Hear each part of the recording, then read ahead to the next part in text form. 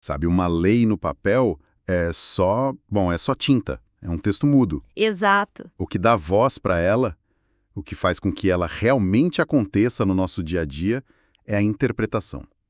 E é exatamente aí que a gente vai mergulhar hoje. Uhum. A nossa missão aqui é entrar na sala de máquinas do sistema jurídico para entender como um texto, que às vezes é antigo, abstrato, se transforma numa decisão que pode montar uma vida. Com certeza. Para essa nossa conversa, a gente se baseou em alguns materiais de apoio sobre história e filosofia do direito, feitos para aprofundar mesmo o conhecimento no assunto. Pois é, e é um caminho bem interessante de se olhar. Vamos começar do básico, sabe? Das ferramentas que todo intérprete tem que ter na mão. Certo. Depois a gente passa por aqueles métodos clássicos, que são a base de tudo, e vê como eles já não davam conta de problemas mais complexos. Aí a coisa evolui. Aí entram as abordagens mais modernas, que enxergam o direito de uma forma bem diferente. E para fechar, vamos chegar no topo, que é como se interpreta a lei mais importante de todas, a Constituição. Perfeito. Então, para começar, por onde um estudante ou um profissional do direito começa? Nas fontes. Tem uma distinção que parece sutil, mas que é fundamental, entre duas palavras: hermenêutica e interpretação. Ah, sim. Parecem a mesma coisa, mas não são, certo? Não são. E essa diferença é o ponto de partida de tudo. Pensa assim, a hermenêutica é como uma grande caixa de ferramentas. Ok. Ela é a ciência, a teoria que estuda e organiza os métodos de interpretação. A hermenêutica em si não interpreta nada, ela só diz: olha, você tem um martelo, uma chave de fenda, um alicate e cada um serve para uma coisa. Ela te dá o cardápio de opções. Entendi. E a interpretação é escolher a ferramenta e botar a mão na massa. Isso, a interpretação é a ação. É o jurista olhando para um caso concreto, abrindo essa caixa de ferramentas da hermenêutica, escolhendo o método que parece mais adequado e usando ele para dizer o que a lei significa naquele caso. Uma é a teoria, a outra é a prática pura. Ok, então o jurista abre a caixa de ferramentas, mas qual é o objetivo final? Ele está tentando ser uma espécie de arqueólogo escavando para descobrir exatamente o que o legislador pensava, sei lá, em 1800 e bolinha? Ou o trabalho é fazer aquela lei antiga funcionar para os problemas de hoje? Essa sua pergunta é o centro de um debate histórico gigantesco. As fontes mostram duas grandes correntes. A primeira, mais antiga, é a teoria subjetiva. Ela busca o que os juristas chamam de mens legislatores. A mente do legislador. Exatamente, o objetivo aqui é esse que você descreveu. Uma viagem no tempo para tentar reconstruir a vontade original, a intenção de quem escreveu a lei. O que eu imagino deve ser bem difícil, se não impossível. Exato. Como saber o que um grupo de pessoas pensava décadas ou séculos atrás? Por isso, a teoria que prevaleceu foi a teoria objetiva. Ela defende que não importa mais a vontade de quem escreveu, o que importa é a mens legis, A vontade da lei. a vontade da lei. A ideia é que a lei, depois de publicada, ela ganha vida própria, sabe? Ela se desprende do seu criador. Certo. E o seu sentido deve ser aquele que melhor se adapta às necessidades da sociedade atual. É a partir dessa visão de uma lei viva que a caixa de ferramentas clássicas foi organizada. Entendi. Então vamos abrir essa tal caixa de ferramentas clássica. A base de tudo, pelo que vi nas fontes, veio de um jurista alemão do século XIX, o Savini, certo? Foi ele que deu o nome aos bois. Ele mesmo. Savini organizou os métodos que, até hoje, são o beabá de qualquer faculdade de direito. O primeiro e mais óbvio é o método gramatical, ou literal. É o ponto de partida obrigatório. Olhar o texto. Isso. Analisar o que o texto diz, o significado das palavras no dicionário, a vírgula no lugar certo, a sintaxe. A leitura ao pé da letra. Mas isso me parece meio perigoso, não? Ficar preso só no que está escrito pode levar a situações bem injustas ou ultrapassadas. E leva mesmo. O método gramatical é fundamental, mas sozinho ele é muito fraco. As fontes trazem um exemplo perfeito que a gente viveu aqui no Brasil. Qual? A Constituição, no seu texto, reconhece a união estável entre o homem e a mulher. Certo. Se um juiz usasse apenas o método literal, ele teria que concluir que casais homoafetivos não têm direito a essa proteção. Ponto final. O que hoje soa como um absurdo completo. Exato. Isso mostra que se a gente parasse aí, o direito seria uma fotografia antiga, amarelada, sabe, incapaz de acompanhar a vida. Por isso, precisa de mais ferramentas. Precisamos de mais ferramentas. A próxima é o método lógico. Certo, se a letra da lei não resolve, vamos para o raciocínio.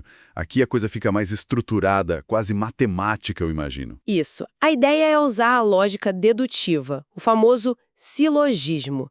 Você tem uma premissa maior, que é a regra geral, Ok. uma premissa menor, que é o caso específico, e a partir delas chega a uma conclusão. O exemplo das fontes é muito claro. Premissa maior. Aquele que causa dano a outrem tem o dever de indenizar. A regra. A regra, premissa menor. João avançou o sinal vermelho e bateu no carro de Maria. O fato. O fato. Conclusão lógica. Logo, João deve pagar o conserto do carro de Maria. É um raciocínio que amarra as pontas. Entendi, é um fluxo bem direto. Mas as leis não vivem sozinhas no mundo, né? Elas fazem parte de um sistema gigantesco com milhares de outras leis. Como uma lei conversa com a outra para não virar uma bagunça? Essa é a chave do próximo método, o sistemático. Ele parte de uma ideia que as fontes colocam de forma muito boa. Nenhuma lei é uma ilha. Gosto disso. Você precisa interpretar uma norma sempre olhando o sistema jurídico como um todo. Uma lei de trânsito não pode ser lida de uma forma que contradiga um princípio da Constituição, por exemplo. Um exemplo muito sofisticado que está no material é a teoria da tipicidade conglobante do penalista Zaffaroni. Que nome complicado. O que isso quer dizer na prática? A ideia é brilhante. Zaffaroni diz que uma conduta não pode ser considerada crime por uma parte do sistema se outra parte do mesmo sistema incentiva ou autoriza essa conduta. O exemplo clássico é o do policial que, em legítima defesa, fere um criminoso. Certo. Se você olhar só o Código Penal, ferir alguém é crime. Mas o sistema como um todo, em outra parte, autoriza o policial a usar força. Então, olhando o sistema de cima, a ação dele não é crime. Nossa, isso é realmente sofisticado. O sistema tem que ser coerente com ele mesmo. Exato. O que o Estado te autoriza a fazer com uma mão, ele não pode te punir com a outra. Faz todo sentido. Exatamente. O intérprete precisa ser um mestre em enxergar o todo, não só a parte. Mas e quando o problema não é uma contradição, e sim o fato de que a lei mesmo lida de forma lógica e dentro do sistema parece levar a um resultado socialmente injusto, que não cumpre o seu papel? O intérprete pode ir além do texto para buscar um bem maior? Essa é a pergunta de ouro. E é aí que entra o método que talvez seja o mais importante e poderoso da caixa clássica, o teleológico ou finalístico. Certo. A pergunta aqui muda de o que a lei diz para que esta lei foi feita? Qual é a sua finalidade, o seu propósito social? O seu telos, como diziam os gregos. Então é aqui que a gente volta para o exemplo da união estável dos casais homoafetivos. Exatamente. Foi com base no método teleológico que o Supremo Tribunal Federal resolveu a questão. Os ministros não ficaram presos na literalidade da expressão homem e mulher. Eles se perguntaram: qual era a finalidade da Constituição ao proteger a união estável? A resposta foi proteger a família como núcleo de afeto, de assistência mútua, de projeto de vida. O propósito da norma. O propósito. A partir daí, o raciocínio foi: se casais homoafetivos também formam famílias com base nesses mesmos valores, a finalidade da norma só será cumprida se a proteção se estender a eles. O propósito se sobrepôs à letra. Isso mostra uma evolução gigante no pensamento, mas pelo que as fontes indicam, essa caixa de ferramentas do Savigny, mesmo com o método teleológico, começou a parecer insuficiente. Sim. O século XX trouxe problemas tão novos e complexos que parecia que faltava alguma coisa. Exato. A grande crítica que surgiu é que esse modelo clássico ainda partia da ideia de que para todo problema existia uma norma no sistema e que, aplicando esses métodos, o juiz chegaria na única resposta correta. Mas a vida não é assim. Não é? E quando não há norma, ou quando a norma É tão aberta que pode significar qualquer coisa. Aí surge uma virada de chave, principalmente com um pensador chamado Theodor Vivierk e seu método tópico problemático. Tópico problemático? Ele inverte totalmente a lógica. Peraí, como assim inverte a lógica? Em vez de ir da lei para o caso, ele vai do caso para a lei. É mais radical que isso. Ele diz que o pensamento jurídico não começa na lei, mas no problema. No problema. No problema. A prioridade é encontrar uma solução justa para o caso concreto. A lei é apenas um dos instrumentos que podem ser usados, mas não é o ponto de partida obrigatório. Mas se não tem uma lei clara como ponto de partida, o juiz decide com base em quê? Na cabeça dele? Não vira uma bagunça, um achismo? É aí que entram os topoi. Vieveg diz que o jurista, ao invés de procurar uma única regra, busquem um arsenal de lugares comuns argumentativos que são aceitos pela comunidade jurídica. Ah, São princípios, provérbios, máximas de justiça, como ninguém pode se beneficiar da própria torpeza ou, na dúvida, a favor do réu. A decisão não é um ato de achar, mas sim de construir uma argumentação sólida, pesando os diferentes topoi, entendi. para chegar à solução mais razoável e convincente. As fontes trazem um exemplo incrível sobre isso, o dos embriões congelados. É um caso real e super complexo. É um exemplo perfeito da tópica em ação. Você tem um casal que se divorcia, o ex-marido morre, a ex-esposa quer usar os embriões que eles congelaram para ter um filho dele. Certo. A viúva, nova esposa do falecido, quer que os embriões sejam descartados.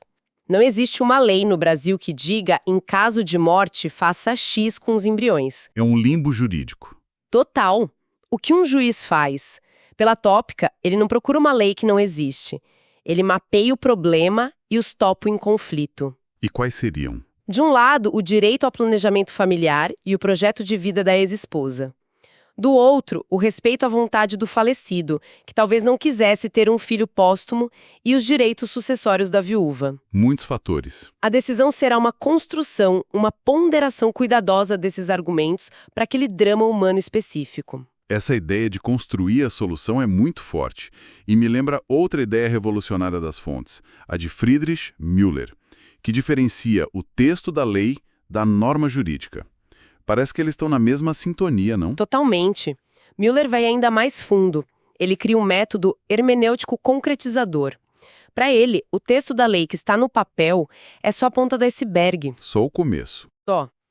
A norma jurídica de verdade, aquela que vai ser aplicada, só nasce da fusão desse texto com a realidade do caso concreto.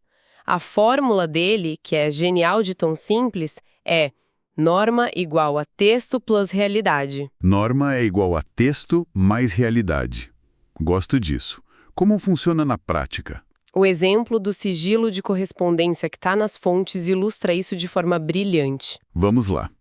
O texto na Constituição fala em correspondência. Quando foi escrito, a realidade eram cartas de papel, seladas e enviadas pelo correio. Claro. Hoje, a realidade são e-mails, mensagens de WhatsApp, DMs no Instagram. Outro mundo. O texto é o mesmo, mas a realidade mudou completamente.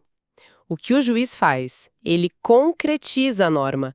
Ele pega aquele texto antigo, soma com a realidade de hoje e constrói uma nova norma que diz: o sigilo de correspondência hoje protege também suas conversas digitais. Uau! A norma que protege o WhatsApp não estava escrita em 1988. Ela foi construída agora, no momento da aplicação. Isso é incrível, porque significa que o direito nunca está pronto. Ele está sempre sendo construído. Exato. O que nos leva, inevitavelmente, ao topo da montanha, a Constituição. Porque ela é cheia desses textos abertos, de princípios como dignidade da pessoa humana, solidariedade. Como se interpreta algo tão grandioso e abstrato? A interpretação da Constituição é um capítulo à parte, com ferramentas próprias, justamente por ela ser o alicerce de tudo. As fontes destacam alguns princípios essenciais. O primeiro é o da unidade e concordância prática. Ok. Ele diz que a Constituição não pode ter contradições internas. Ela é um todo harmônico. E quando dois direitos constitucionais parecem brigar, como a liberdade de imprensa e o direito à privacidade, o que acontece? Não pode simplesmente anular o outro, imagino. Exato. O intérprete não escolhe um vencedor. Ele atua para fazer com que ambos possam conviver da melhor forma possível. É a chamada cedência recíproca. Cedência recíproca. Isso. A liberdade de imprensa não é absoluta e precisa respeitar um núcleo de privacidade. E o direito à privacidade também não é absoluto e não pode impedir a sociedade de ser informada. Então é uma espécie de negociação entre direitos. Um tem que ceder um pouquinho para que o outro possa existir? É uma harmonização. Isso não corre o risco de enfraquecer os dois? A ideia não é enfraquecer, mas harmonizar. O objetivo é evitar o sacrifício total de um direito em nome do outro. Isso se conecta com outro princípio, o da força normativa e máxima efetividade. Certo. Ele combate aquela ideia de que a Constituição é só uma bela carta de intenções, um documento pro futuro. Sim, porque dá a impressão de que algumas partes da Constituição são só poesia. Construir uma sociedade livre, justa e solidária. Uhum. Esse princípio diz que não, que isso tem que ser levado a sério na prática, hoje. Precisamente. Ele diz que toda norma constitucional, por mais abstrata que pareça, tem que ter o máximo de aplicabilidade possível. O intérprete tem o dever de extrair dela efeitos concretos, De transformar em realidade. de transformá-la em direitos e deveres reais. E para garantir que o Estado não abuse do seu poder ao restringir esses direitos, existe o teste final, o princípio da proporcionalidade. Ah, isso é famoso. É como um checklist para ver se o governo não está passando dos limites, né? Exatamente. É um roteiro com 3 perguntas que o juiz faz. Primeiro, adequação. A medida que o governo tomou é capaz de atingir o objetivo que ele quer? Se funciona. Segundo, necessidade.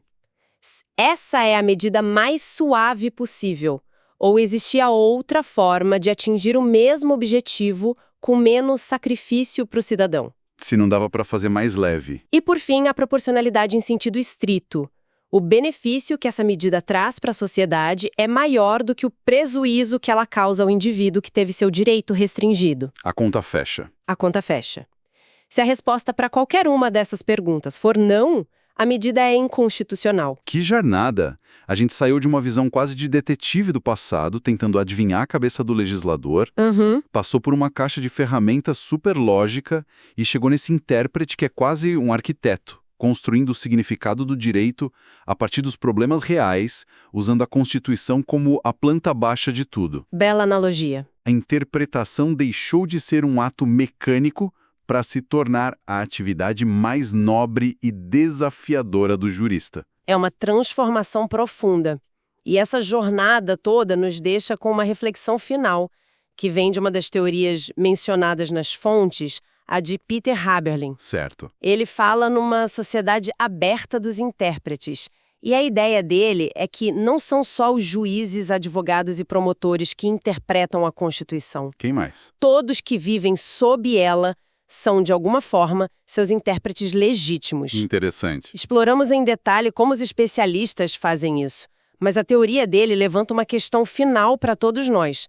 Para além de entender como o sistema funciona, qual é o nosso papel como cidadãos na construção diária do significado da Constituição que rege as nossas vidas?